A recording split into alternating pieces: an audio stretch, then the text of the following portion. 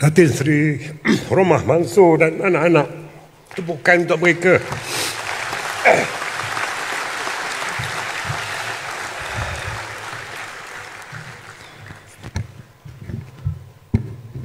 Pemimpin UMNO bahagian 4 peringkat yang berada dalam Dewan Merdeka ini, di luar Dewan sana, saya ucapkan terima kasih.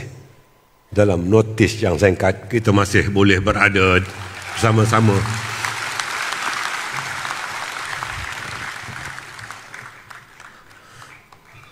Tersentuh rasanya apabila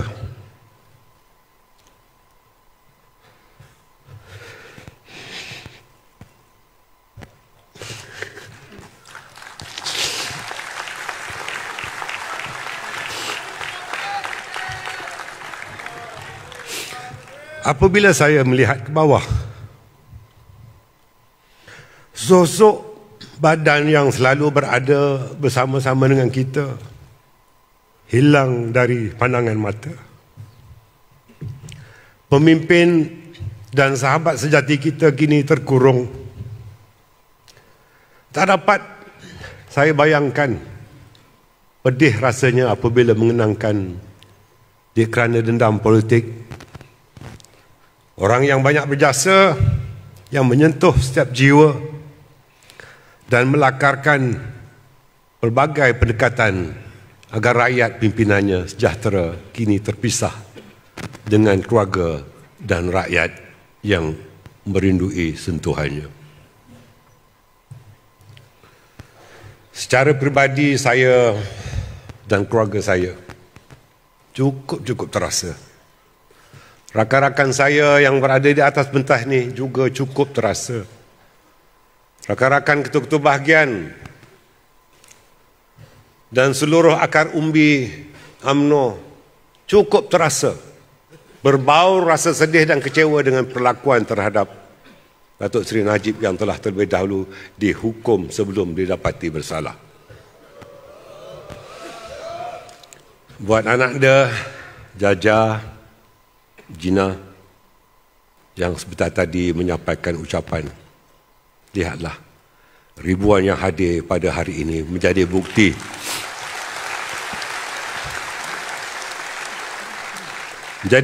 Datuk Seri Najib tidak akan pernah keseorangan dan tidak akan pernah dilupakan. Datuk Seri Rosmah, Jaja, Gina dan adik-adik yang lain tidak akan bersendirian dalam memastikan keadilan dapat dicapai buat insan yang telah banyak berjasa kepada negara dan Parti Keramat UMNO ini. Uncle, kami semua dalam UMNO, selagi mana ada ruang pembelaan, kami akan terus bersama. Bagi kami, Datuk Seri Najib ibarat pohon besar di tengah padang, tempat bernaung dari kepanasan, tempat berlindung dari kehujanan. Saudara-saudari, syukur kehadrat Allah kerana kita dapat bertemu pada petang ini. Tahun ini sahaja 4 kali kita telah berhimpun di Dewan Merdeka ini. Perhimpunan Agung UMNO 2021, Perhimpunan Agung Khas Konvensyen Barisan Nasional dan hari ini Taklimat Khas Presiden. Semuanya mempunyai catatan peristiwa yang tersendiri, tetapi tetap dengan satu matlamat, iaitu memperkukuhkan parti untuk mendapatkan semula mandat baharu rakyat.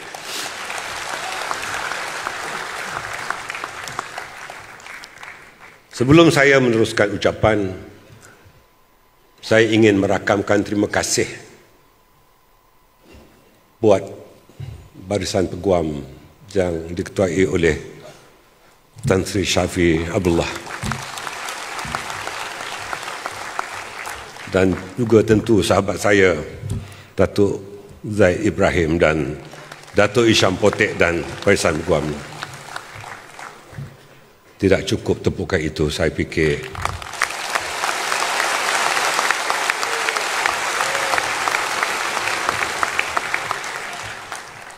Mereka layak untuk diberikan standing ovation oleh kita semua.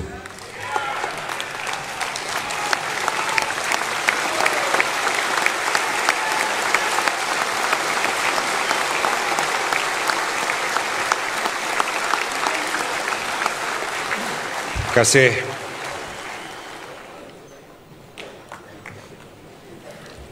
Saya menghargai UMNO, menghargai kesudian mereka berkongsi pentas bersama-sama dengan seluruh kepimpinan UMNO dan ahli-ahli UMNO. Perkongsian dan pandangan yang dilontarkan oleh mereka berdua, oleh Datuk Seri Azhar, seorang wanita besi yang bersama-sama dengan kita, menambahkan lagi keyakinan serta membakar semangat kita untuk terus berjuang bagi memastikan keadilan dan sistem perundangan negara tidak dirobek oleh tangan-tangan yang menjadikan institusi perundangan sebagai papan catur. Kita berhimpun pada petang ini hanya dengan satu matlamat, iaitu mahu mengembalikan Malaysia menjadi sebuah negara yang bersendikan hukum dan bukannya negara yang ditadbir oleh pencatur undang-undang rimba. Kita berhimpun atas nama solidariti bagi membawa UMNO dan Barisan Nasional kembali memimpin negara untuk kestabilan, kesejahteraan dan kemakmuran.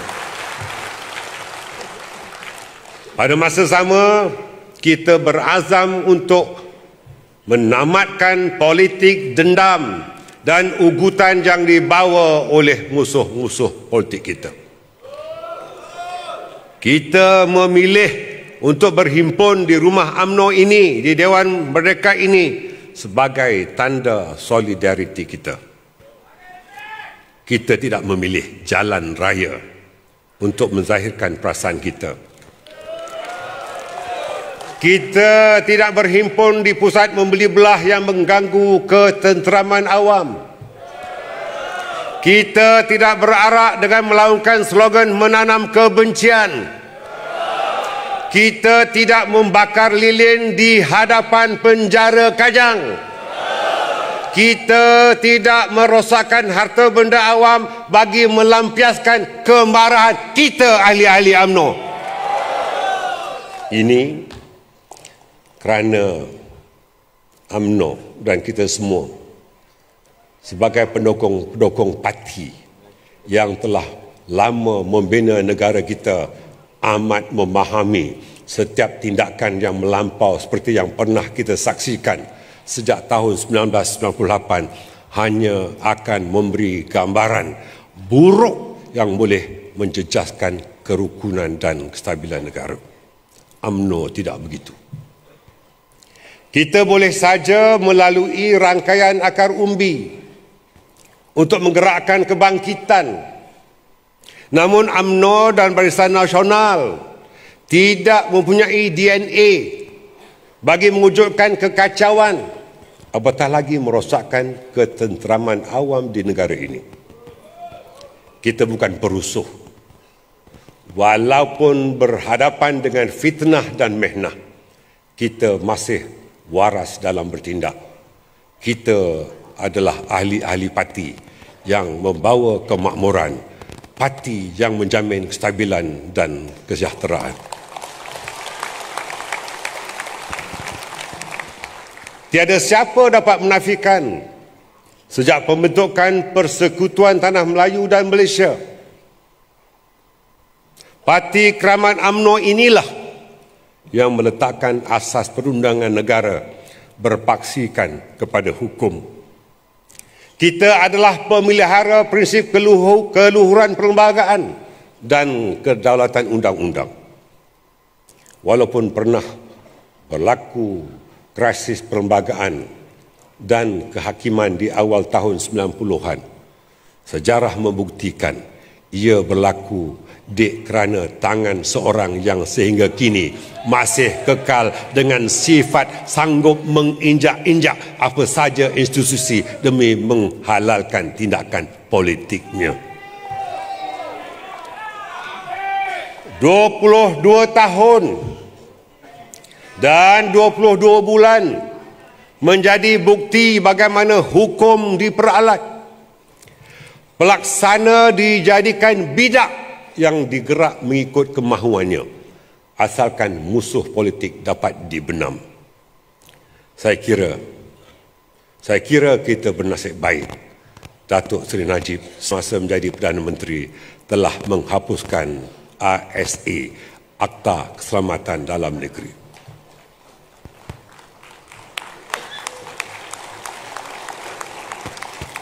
Saudara-saudari, ASA pada awalnya digunakan bagi berhadapan dengan ancaman komunis. Di bawah Perdana Menteri keempat yang telah memerintah selama 22 tahun itu, ASA tidak lagi hanya digunakan untuk musuh negara, tetapi bagi mendiamkan sesiapa saja yang boleh mengancam kedudukannya, termasuk di kalangan pemimpin parti kita sendiri. Terdapat alumni tahanan ASA di kalangan kita ini. Antaranya Dr. Zamri Abdul Kadir. Bangun Dr. Zamri. Jangan lupa, saya sendiri. Lawan, tetap lawan. Kami bukan musuh negara. Kami adalah orang parti. Anda tidak perlu menjadi musuh negara untuk menjadi mangsa ASA ketika itu. Bayangkanlah jika ASA tidak dihapuskan oleh Datuk Seri Najib. Kembalinya orang itu selepas PRU ke-14 yang lalu, kalau ASA tidak dihapuskan, pasti ramai yang di depan ini yang akan masuk ke dalam. Terdapat di kalangan pemimpin utama pembangkang hari ini pun adalah lulusan Universiti Tahanan ASA. Dahulu mereka berjanji, kononnya akan menyiasat dan menghumpan orang itu ke dalam penjara. Pelbagai gelaran diberikan kepada orang itu. Maha Zalim, Maha Fir'aun dan bapa perompak negara kepadanya. Namun disebabkan orang itu boleh dijadikan senjata untuk menghancurkan kita, UMNO dan BN, dia dijulang untuk menerajui kerajaan Pakatan Harapan. Seolah-olah bersih segala dosanya, hilang semua laungan bapa korupsi, memperkayakan kroni dan nepotisme yang melegarkan kekayaan anak beranak serta suku sakatnya. Bapa perompak negara diangkat menjadi Perdana Menteri yang ke-7. Apakah natijah yang dapat kita simpulkan? Apabila Pakatan Harapan bersama Perdana Menteri 22 bulan berada di tampuk kuasa, barang harus diingat, apabila saya menyebut Pakatan Harapan, kita jangan lupa PPBM atau Bersatu. Bersatu adalah sebahagian daripada mereka ketika itu telah bersubahat memulakan gerakan politik dendam dan ugutan untuk membunuh pemimpin-pemimpin UMNO dan kita semua. Agenda ini dicapai oleh Pakatan Harapan kerana mereka berjaya memanipulasi pengundi. Para pengundi yang dimanipulasi melalui pelbagai bentuk fitnah dan ditanam dengan pelbagai persepsi dan kebencian kepada BN telah terpengaruh dan membuat keputusan mengundi Pakatan Harapan. Setelah berjaya membentuk kerajaan, langkah utama yang mereka ambil adalah pertama, mereka menukar peguam negara. Kedua, tidak pernah berlaku dalam sejarah tanah air Ketua Pesuruhjaya SPRM dilantik daripada ahli Majlis Pimpinan Tinggi sebuah parti politik. Dan ketiganya, lebih parah lagi, pelantikan Ketua Hakim Negara dan hakim-hakim dicatur oleh Perdana Menteri. Ini bukan saya yang kata, tetapi itulah yang didedahkan oleh bekas Peguam Negara Tommy Thomas sendiri dalam bukunya. Keadaan ini telah meletakkan institusi kehakiman negara ini menjadi bahan sindiran di seluruh dunia. Saudara-saudari, kenapa tiga jawatan ini menjadi keutamaan mereka? Inilah sebenarnya kedudukan strategik untuk memenuhi agenda politik dendam mereka. Ini menjadi senjata untuk menghancurkan musuh politik dan menyelamatkan rakan-rakan kongsi politik mereka. SPRM diarah mencari kes. Peguam negara mendakwa, manakala hakim pula menjatuhkan hukuman. Cukup syarat untuk merealisasikan segala agenda politik dendam seperti yang digambarkan di dalam buku Tommy Thomas. Peguam negara diibaratkan bagaikan dewa. Dia boleh mendakwa dan dia juga boleh melepaskan mengikut telunjuk tuan politiknya atau political masters. Saya bersetuju dengan Datuk Zaid Ibrahim tadi.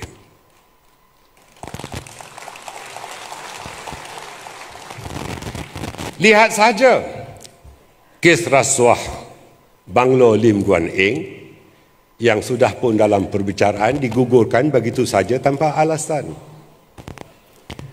Begitu jugalah sejumlah kes rakan-rakan kongsi politik Pakatan Harapan yang dilepas dan dibebaskan.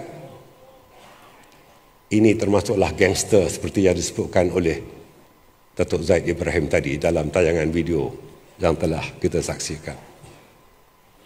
Maka dengan sebab itulah sejurus kita kembali menerajui kerajaan melalui Perdana Menteri. Majlis Kerja Tertinggi UMNO telah menuntut supaya ditubuhkan Suruhanjaya Siasatan Diraja atau RCI bagi menyiasat pendedahan Tommy Thomas tentang wujudnya campur tangan politik dalam institusi kehakiman dan undang-undang negara. Saya mengimbau semua ini kerana mahu kita memahami dahulu latar belakang yang membawa kepada apa yang berlaku hari ini. Dalam bahasa mudah, jangan lupa, tak sempat pun subuh setelah beroleh kuasa pada PRU ke-14 yang lalu. Perkara pertama yang dilakukan ialah memalukan musuh utama politik mereka, Datuk Seri Najib. Penggeledahan rumah, rampasan barang dijadikan drama untuk tontonan umum. Belum pun dihadap ke mahkamah, gelaran perompak, penyamun, perasuah, menayangkan hasil kononnya rampasan yang dijadikan drama. Hanya semata-mata mahu memberikan persepsi negatif kepada Datuk Seri Najib, seolah-olah beliau telah bersalah.